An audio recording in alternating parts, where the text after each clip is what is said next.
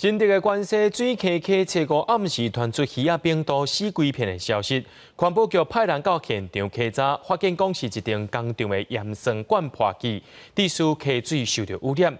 在地乡亲是真不满，来到工厂门口抗议。溪水内底鱼仔已经冰冻，现场阁闻到酸臭味。环保局接到通报，派人到现场检测，发现水的 pH 值敢若剩1.07。对查发现是附近一间工厂的盐酸管破气所引起。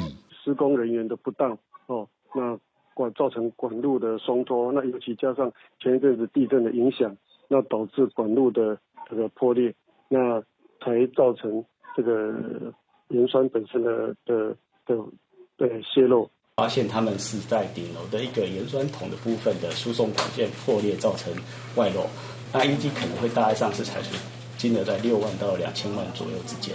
面对我们的关心的乡亲，你一次就给他解决，好不好？在地乡亲不满溪水受到污染，来到工厂门口抗议，要求厂商负责，而且连面停工。85年到现在，举报的我们没说没举报的，举报的裁罚就20几次啊，这是一个非常严重的，就表示这一家公司它非常漠视这个环保的法规。